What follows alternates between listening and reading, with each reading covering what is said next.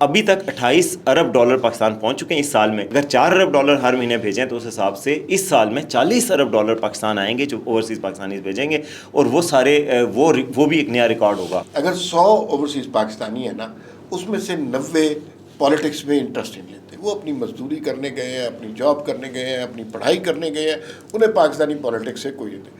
Overseas community ایک block develop کیا جائے جس کا آبجیکٹو نہ عمران خان ہو, نہ نواز شریف ہو, نہ مولانا فضل الرحمان, نہ پیپلز پارٹی, جس کا آبجیکٹو پاکستان ہو, اور ان کے کچھ مسائل ہیں, وہ مسائل حل ہونے چاہیے. خلیل الرحمان قمر ہیں ڈرامہ نگار, اور ڈرامے سے بڑا تعلق ہے ان کے جو ملزم تھے نا, جنہوں نے ان کو بلا کر ان کو زبردستی پیار کرنے کی کوشش کی تھی, 7 سال قید ان کو دی گئی ہے. یہ اس طرح کے گینگ جو اس طرح کی ویڈیوز بنا کر وائرل کرتے ہیں, یہ انتہائی سنجیدہ جرم ہے. کوئی شخص بھی اس کے نرغے میں آتا ہے تو اس کا مذاق نہیں اڑانا.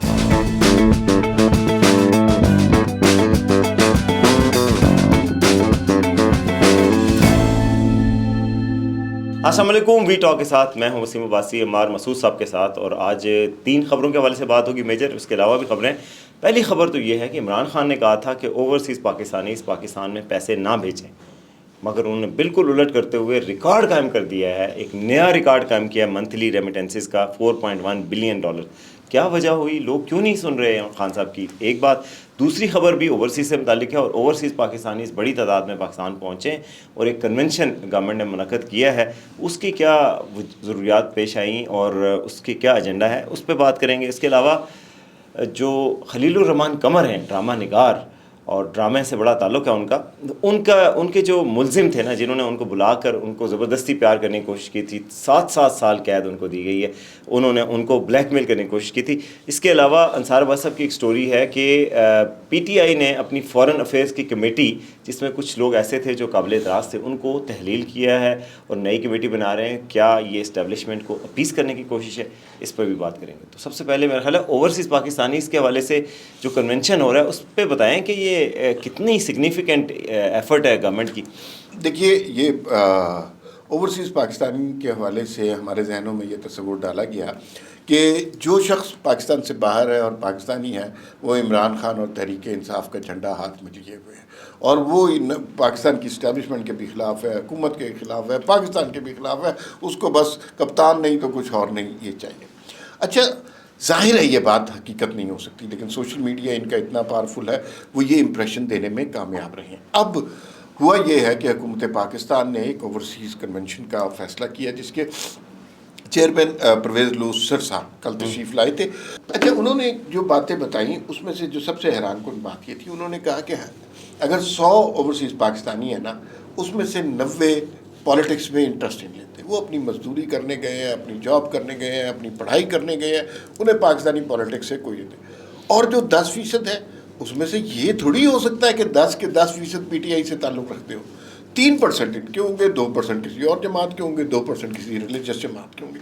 تو یہ سچویشن وہاں پر ہے. اور یہ جو اکٹھ ہو رہا ہے, یہ والنٹیرلی ہو رہا ہے. اوورسیز پاکستان کی اکانومی میں کنٹریبیوٹ بھی بے انتہا کرتے ہیں, اور ارادہ یہ ہے کہ یہ جو اوورسیز کا کنونشن ہو رہا ہے, یہ اب مختلف ملک, یہ میلان میں بھی ہوگا, یہ لنڈن میں بھی ہوگا, یہ نیو یارک میں بھی ہوگا, تاکہ اوورسیز کمیونٹی ایک بلاک ڈیولپ کیا جائے جس کا آبجیکٹو نہ عمران خان ہو, نہ نواز شریف ہو, نہ مولانا فضل الرحمان, نہ پیپلز پارٹی, جس کا آبجیکٹو پاکستان ہو.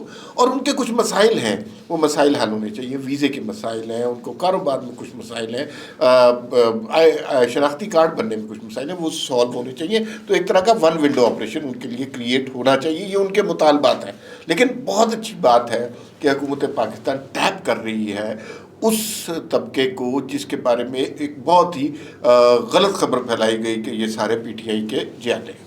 اچھا عمار صاحب, ویسے اس بات میں تو میں نہیں سمجھتا کہ کوئی وہ ہے, شک ہے کہ خان صاحب بڑے پاپولر ہیں اوورسیز پاکستانیز میں, اور یہ حکومت نے یہ سٹیپ اسی لیے لیا ہے کہ اوورسیز پاکستانیز کو اپنے ملک سے, اسٹیٹ سے, اس حکومت سے روشناس کروایا جائے کہ یہ حکومت بھی کوئی اتنی بری نہیں ہے. اس کا جو طریقہ ہو سکتا ہے, جو سب سے اچھا طریقہ ہے, جو ان کے مسائل ہیں ان کو حل کیا جائے, ان کو ایکسٹرا فیسلٹیز دی جائیں, ان کو عزت دی جائے. دیکھیں اوورسیز پاکستانی جب وہاں ڈاکومنٹ لینے جاتے ہیں ہماری ایمبیسیز میں, تو ان کی شکایات ہوتی ہیں کہ یار ہمیں کوئی لفٹ ہی نہیں کرواتا, ہمیں وہ نہیں کرتے, ہمیں فیسیلیٹیٹ نہیں کیا جاتا, جلدی ڈاکومنٹس نہیں دیے جاتے. کسی کو برتھ سرٹیفکیٹ اپنے بچوں کے لیے چاہیے ہوتا ہے, کسی کو اپنا پاسپورٹ رینیو کروانا ہے, ڈرائیونگ لائسنس کے لیے ہیلپ چاہیے ہوتی ہے. تو وہاں پر بھی اگر افسر شاہی بیٹھے اور وہ افسر شاہی کی طرح ہی ٹریٹ کرے ان کو, تو انہوں نے تو وہاں دیکھا ہے کہ فرسٹ ہینڈ پہ کہ وہاں پہ عوام کو کتنی عزت دی جاتی ہے بیوروکریسی وغیرہ میں. تو یہ ضرورت ہے کہ ہماری ایمبیسیز میں اویئرنیس پیدا کی جائے کہ اوورسیز پاکستانیز کو ایسی عزت دیں کہ ان کو لگے کہ آپ کو پاکستان اون کرتا ہے, آپ پاکستان کے لیے کرتے ہیں, آپ کو پاکستان اون کرتا ہے. ان کو فیسلٹیز دی جائیں, ان کو ایکسٹرا انسینٹیوز دیے جائیں, پاکستان رقم بھیجنے پر انسینٹیو دیے جائیں, کوئی لکی ڈرا, کوئی انعام, کوئی پروٹوکول ایئرپورٹ پہ, جس طرح گرین چینل نواز شریف صاحب کے پرانے دور میں شروع کیا گیا تھا, اس طرح کا, تاکہ وہ ان کو آتے ہوئے عزت دی جائے. ایئرپورٹس پہ ان کے ساتھ بدتمیزی نہ کی جائے. یہ ساری چیزیں ڈویبل ہیں.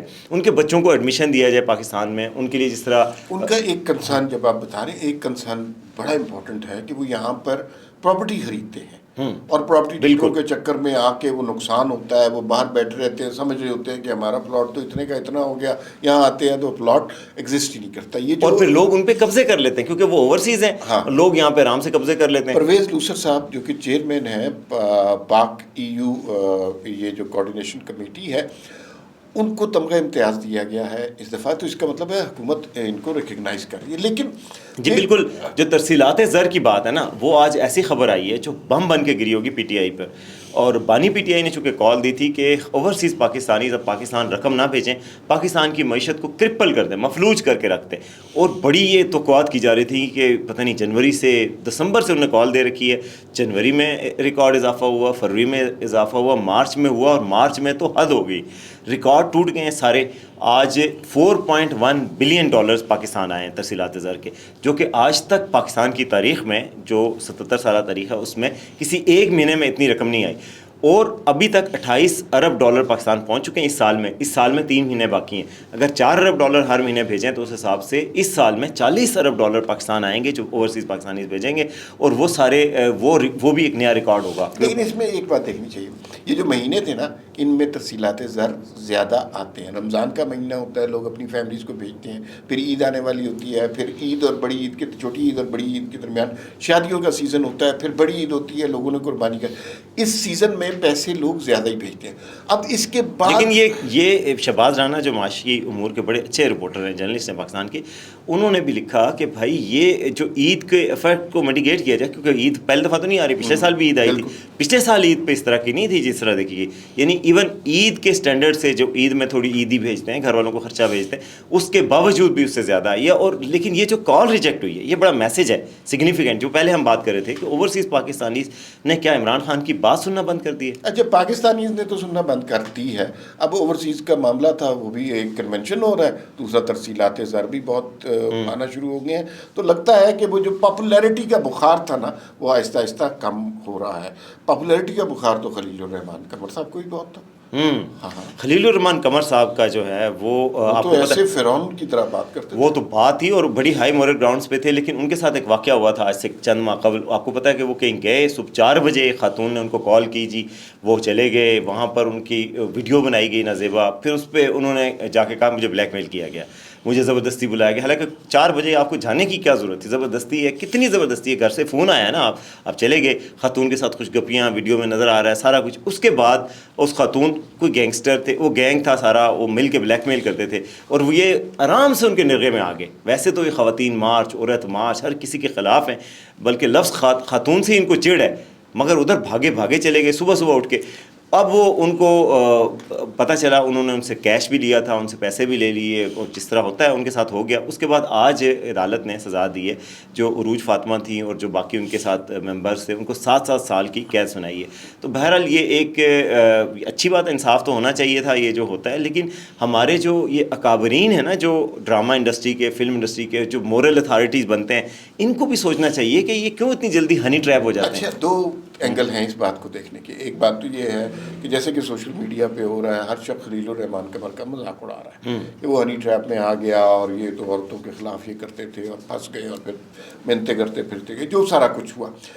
ایک تو یہ ہے کہ ہم بھی مذاق اڑا لیں, دوسری بات یہ ہے کہ یہ اس طرح کے گینگ جو اس طرح کی ویڈیوز بنا کر وائرل کرتے ہیں، یہ انتہائی سنجیدہ جرم ہے. کوئی شخص بھی اس کے نرغے میں آتا ہے تو اس کا مذاق نہیں اڑانا چاہیے، بلکہ جو شخص اس طرح کی ویڈیو بناتا ہے اس شخص کے خلاف قانونی کارروائی کرنے کا حوصلہ ہونا چاہیے. یہ جو آج عدالت کا فیصلہ ہوا ہے بڑا خوش آئند ہے کہ اس طرح کے واقعات نہیں ہیں. اسی طرح خواتین کے ساتھ بھی یہی ہوتا ہے کہ کوئی شخص ان کی نازیبا ویڈیو بنا لیتا ہے اور انہیں بلیک میل کر دیتا ہے. اگر ہم یہ ثابت کر سکیں کہ جس شخص نے بھی وہ نازیبا ویڈیو وائرل کی وہ بہت بڑا مجرم ہے اور اس کو سخت سزا دی جائے گی تو اس طرح کی بلیک میلنگ ختم ہو سکتی ہے.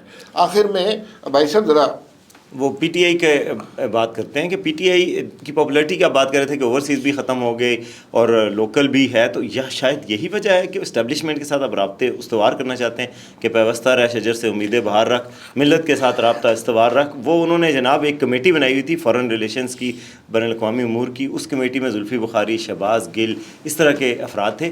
ان کو جناب اب کمیٹی سے ہٹا دیا گیا ہے. شاید کوئی اچھے لوگ لائے جائیں گے. عاطف خان تھے، شہباز گل تھے سارے. تو یہ کمیٹی تحلیل کر دی ہے بیرسٹر گوہر نے. اب جو نئی کمیٹی بنائی جائے گی تو اس میں شاید یہ خیال رکھا جائے گا کہ جو اسٹیبلشمنٹ کو بہت زیادہ تنقید نہیں کرتے ان لوگوں کو رکھا جائے. لگ رہا ہے آپ کو کہ کوئی کھچڑی پک رہی ہے؟ یار دیکھیے یہ بالکل وہی ہو رہا ہے جو ماضی میں مختلف جماعتیں کر چکی ہیں پاکستان کے لوگوں کے ساتھ. انہوں نے اپنے علیحدہ لوگ رکھے ہوتے ہیں. آپ کو یاد ہوگا نواز شریف صاحب جب ووٹ کی عزت کی بات کرتے تھے اور لوگ ہوتے تھے جو پرومیننٹ ہوتے تھے اور صحافی ہوتے تھے جن کی بات ہوتی تھی اور لیڈران ہوتے تھے، مطلب اب سعد رفیق ہوتے تھے، جاوید لطیف ہاکس ہوتے تھے، خرم دستگیر خان ہوتے تھے، مشاہد اللہ خان ہوتے تھے، اور وہ پھر آہستہ جاوید لطیف ہوتے تھے. اچھا پھر اس کے بعد جب مفاہمت پر پارٹیاں آ جاتی ہیں پھر ایسے لوگوں کی ضرورت ختم ہو جاتی ہے. آپ نے دیکھا کہ یہ سارے لوگ بیک گراؤنڈ میں چلے گئے اور شہباز شریف اینڈ کلین آہستہ سامنے آ گئے. مجھے یوں لگتا ہے اس بات سے کہ کہیں عمران خان کی بات ہو رہی ہے، بن رہی ہے یا نہیں بن رہی، لیکن بات ہو رہی ہے تبھی اس طرح کا اقدام کیا. اور انہوں نے جتنے ہاکش، اور ان کے صرف ہاکش نہیں تھے، ان کے گندے بھی تھے کہ شہباز گل وغیرہ، اور یہ سارے لوگ اب آہستہ منظر عام سے غائب ہوتے ہیں. حیرت کی ویسے بات ہے کہ شہباز گل، قاسم سوری، یہ سارے لوگ جو امریکی سازش کے خلاف تھے. قاسم سوری نے تو وہ پھاڑ کے پھینک دی تھی کہ جی تحریک عدم اعتماد مسترد کرتے ہیں، یہ امریکی سازش پہ ہو رہی ہے. آج وہ امریکہ میں ہی بیٹھے ہوئے ہیں. منصور علی خان صاحب نے ایک ولاگ کیا، اس میں دیکھ رہا تھا، انہوں نے تو بڑے سخت الفاظ استعمال کیے. یہ لوگ وہاں بیٹھے ہوئے ہیں اور فلسطین کے حوالے سے مظاہرہ نہیں کرتے وہاں پہ. تحریک انصاف نیریٹو کے بیانیے کے محاذ پر ہر جگہ مار کھا رہی ہے. یہ آخری مورچہ تھا جو اب فتح ہو چکا ہے کہ وہ باہر بیٹھ کر پاکستان کے خلاف جو باتیں کرتے تھے اب انہیں یہ احساس ہو گیا ہے کہ ریاست سے وہ نہیں جنگ لڑ سکتے. اور اس طرح کے لوگ صرف اپنے ذاتی مفاد کے لیے، اپنے ڈالروں کے لیے، اپنے یوٹیوب کے لیے کچھ بھی کہہ سکتے ہیں. تو اب تھوڑا سا لگتا ہے کہ ذمہ داری کا مظاہرہ کیا جائے گا. لیکن اگر اس سے کوئی شخص یہ سمجھ رہا ہے کہ عمران صاحب جیل سے باہر آ کے وزیر اعظم کی مسند پر بیٹھ جائیں گے تو میرے خیال میں وہ خواب دیکھ رہا ہے. فی الوقت اتنا ہی، پھر ملاقات ہوگی. اللہ حافظ.